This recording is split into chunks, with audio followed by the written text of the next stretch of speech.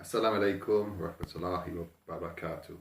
Welcome to Islamic Action TV, brought to you by Guerrilla Minded Productions. My name is Simon Marciniak, and just a brief word about the amazing events of yesterday evening. We're fresh from the victory of Anthony Joshua in the World Heavyweight Championship versus Klitschko. Boomaye! South London in the house. Now, if anybody was watching that or listening to it on the radio, they would have been amazed by the way it transpired. So he was knocked down in the. He knocked his opponent down in the fifth. He's knocked down himself in the sixth. So most of us thought that was the end. Yeah. And that was him done. That was him cooked for the rest of the fight. But he lasted 5 more rounds until he unleashed this animal energy on his opponent and knocked him out. It was absolutely stunning event. Now, of course, it won't escape many people's attention that he's been in the media a lot recently. He's been heavily branded, he's been heavily promoted, and one of the things that's attached to him is this tweet he made back in January. I don't know if you can see this, but this is what he posted. So he's in a mosque somewhere. It doesn't say where. It appears to be somewhere in the Middle East. He's with 2 other black brothers, and he posts these words: "Besides luck, hard work, and talent, prayer is a solid foundation. It was nice to join my brother as he led through afternoon prayer in brackets Asr, and then the prayer sign." Wow. So that kicks off quite a bit of a spark. There were quite a lot of comments, people saying, "I'm for Klitschko now." Blowback. Wow. Yeah, there was some bare heat against this tweet, and it generated quite a bit of publicity. Now, he hasn't officially come out as being a Muslim, but it's interesting that he's obviously taking the deen seriously. He's influenced by quite a significant circle of friends around him, and it got me thinking about the relationship between Islam and boxing, and how is it that people like Muhammad Ali, Tyson, Eubank, these people are attracted to Islam as a religion when boxing, let's face it, has a reputation for being quite a barbaric, quite a brutal activity. And is it something to do with the heavy sense of discipline you need to have to be a boxer, the endurance, the fact that you're coming close to death in many situations, that's where your faith comes from. That's where you need to build your that's your core strength, and that's eventually what got Anthony Joshua, I would say, through the fight. The fact that he had this unremitting belief that he'd despite being knocked out and nearly killed in the 6th round, he made it to the end. And of course, when you think about Islam and Islamic history, one of the things that doesn't get looked at properly is, there are many, the Prophet was involved in many battles, the Battle of Badr, these events, and you think to yourself, well, how did he train the believers around him to be fighters? What did he say to them?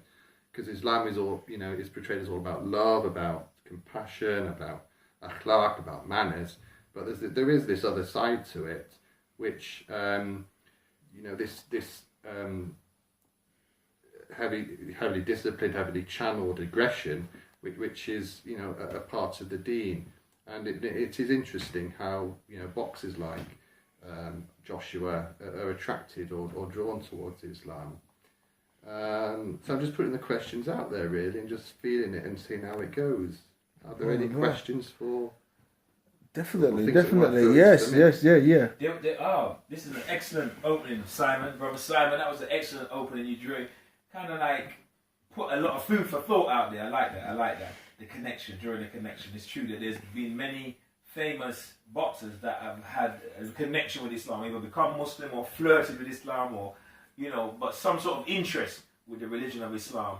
And the question I wanted to ask, first comment I wanted to make was about the fact that Anthony Joshua was mentioned as a pride of England.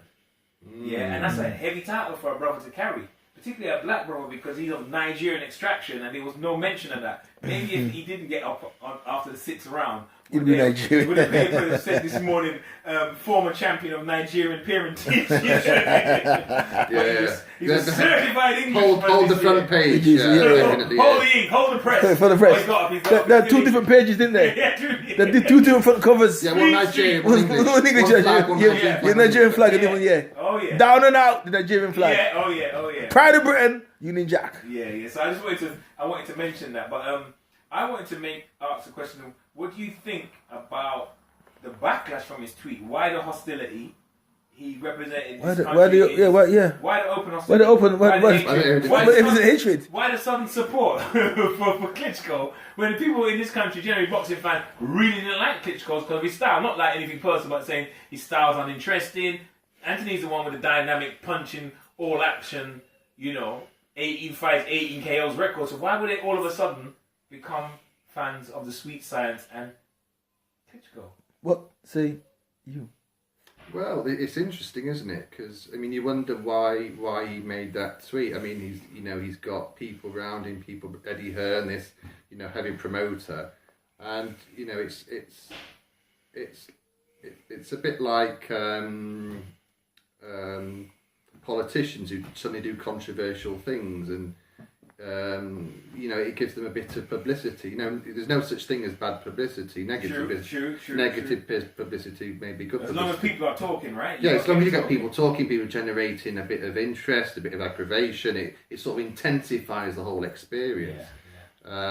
Which makes me wonder indeed about the tweet. I'm not doubting Anthony Joshua's sincerity. I'm sure he's genuinely interested in Islam, and he's not, as I say, come out as a Muslim, but there is this branding behind it, and I think the other aspect of it is, I think if he is serious about the deen, I think he needs to be careful about who he associates with, because speak on that, man. You get celebrities who are liable to be preyed upon by the wrong people. Look how it can happen to the famous Scientologists in the world. They just completely flip. Tom Cruise and that sort of person. And then you've got people like Lindsay Lohan now showing interest in religion. And they get hostility as well in interviews. You see them getting on how they react to it. How do they deal with it? Are they going to sort of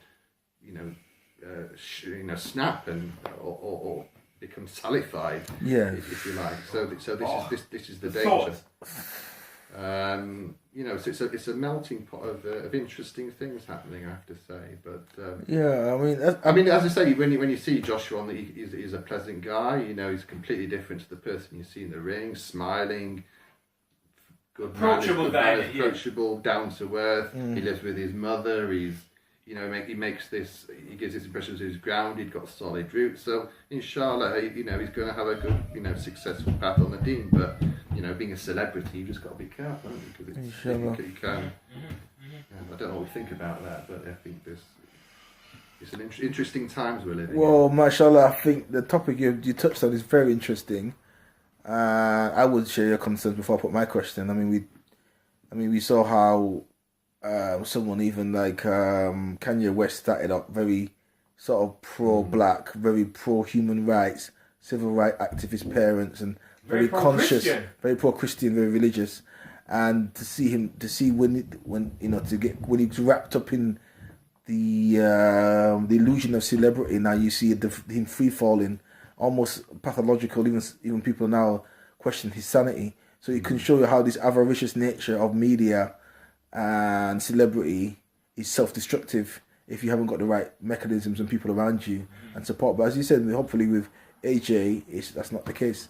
Doing back to your issue of Islam and why the black brothers seem to gravitate towards Islam, boxing, and that. And we're going to put it out there for just expand a bit. Somebody once said, a profound term, that the heavyweight champion of the world is something innate in all human beings. It means in some way you're supreme. You're the ultimate man in a way. You're literally He-Man in a way, the master of your craft, and you're symbolically the strongest man in the world. You're the heavyweight, not undisputed yet, but he's the heavyweight champion of the world. So there's something about masculinity. We know that in the 20s when Jack Johnson was beating all these white boxers, the white boxing board at that time in America wanted to get a great white hope. So they wanted to get this white. They wanted to take, because they knew that symbolically, the black man beating the white man was seen as, like the worst thing. It could open the door to black freedom, black emancipation. So there's something innate, something which words can't express about you saying you're the world champion. I'm not gonna lie. When I was in the CAF yesterday, it was majority Sudanese Arabs, people of color. CAF. When AJ won, they were all like, "Thank God, our black guys won." It was a spontaneous thing. I don't think they're being racist or whatever, but they just felt, they said, "Oh, relief! Oh, a black guy won! Oh gosh, a black guy's got it." So it's almost like beating the man. So, do you think on a 2 points, a psychological level, that there's something about black men wanting to retain their masculinity despite the slavery, despite the racism and the institutional racism that's found to oppress them? So when they strive harder, they want to go back to this original essence of what a man is, because they're struggling for their masculinity. And at the same time, because Islam is a fitra, Islam is, they gravitate to the Islam because it's that original, again, an original return back to the very nature or the essence of what a man is. So they kind of go hand in hand. One is the grasping of masculinity, of what it is to be a man. And secondly, as well, at the same time, Islam is that essence. Adam alayhi salam, the first man that we know of. A black man, as the Quran says, a man created in black mud. That's right. And the first man. And so if I've gone off on a tangent, just tell me. But do you think that there is some gravitational pull around black men and Islam, in a sense of a lost manhood and wanting to return to the essence of this connection to their God, to their Creator on a spiritual level? Well, I think you've hit the nail on the head, brother. I think that is the essence of Islam for me. It's the quest for identity. It's who I am. What is my origins? And there's nothing that embodies that better than the black struggle, in my opinion. So, if you're Cassius Clay, where does Clay come from? Clay's the name of my slave master. So you're on this persistent quest for finding what your original identity is. So you get rid of that. You adopt another name, one that brings you closer to your fitra, Muhammad Ali. So it's this persistent quest, as you say, to better yourself, not only in the boxing ring, but to get to the crux of who you are, where you come from, what your roots are, where you belong, and undoing all those psychological issues that are built up over millennia, and getting to, as you say, the fitra of the essence of who you are. And that's what Islam is, I think.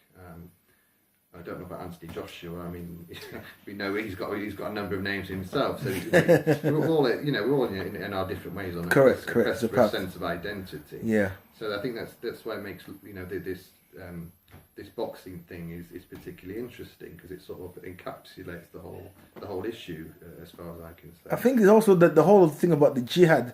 It's a struggle. I think Islam is synonymous with inner struggle, the jihad of the nafs, inner struggle. So I think, that's what particularly, boxing is. Boxing is a discipline. People even discipline. Some even say it's a religion. Some even said that boxing is spiritual. It's spiritual. Yeah, someone said it to me one time. Mike Tyson said that about 25 years ago. Boxing is, I think he was a Muslim. He said boxing is spiritual. It literally is like a religion. The routine is a ritual. Yeah. Do you know what I mean? There is something to that. There's something as boxer I can say that you spend a lot of time in your thought process, and it's like the boxer will fight himself 1,000 times. Wow. The inner jihad before he fights his opponent, the external jihad. You understand? And the greater jihad is the inner jihad in Islam. That's what the Prophet taught. It's like martial arts. You're fighting your own inner demons, right? Yes. Yeah. It's like getting to the ultimate discipline. You can only defeat your opponent in the biggest contest of the world if you're. So the conquering of the nafs, of the self. Yeah, it's the biggest battle. Flailing and wanting to go all out against your opponent, that's not going to get you anywhere, is it? Yeah. So you've got to rein that in. That's a good point, because at the end of it, he said, when we fight in the ring, we leave our ego in the street. That's right. And he knocked it. He knocked him out in the 11th round, not the first round. He didn't go hell for leather. He got him right at the end. That's the only way to get him, because Klitschko had the tactics, experience. Old dog. I'll win this on point. Yes. It's as though Joshua outthought him. Yes. Thought, no, I'm going to get him in the 11th. Subhanallah. So the ultimate discipline was food, didn't it? So I mean, I think we can even talk another time we can even go into it a bit more, because I think that tweet, that picture says 1,000 words. There's a reason, there's a hikmah, there's a science behind why he took that picture in the masjid and doing salat. Why would he do that? Muhammad Ali, before he announced his affiliation with the Nation of Islam, kept it quiet. And then when he became the heavyweight champion of the world, the next day he came out and goes, I am a Muslim and I follow Honorable Elijah Muhammad. So I think, as you said, the jury is out. Let's wait and see. But to me, I get the essence of his energy. He's very Islamic. He's very carries calm. himself. He carries like himself. He's got his beard and everything. I don't know about that, but he carries himself. So I think Simon's hit on something here, and I think maybe because a lot of people are from the working class environment.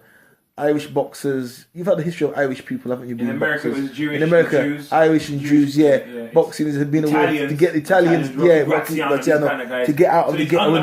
These underclass, who are seen as the filth, who are seen as the lowest of the low. Yeah. You know, people forget about the Italians were seen as the champions are not usually from privileged backgrounds. No, they're not Ivy League a lot. Very unusual. Yeah.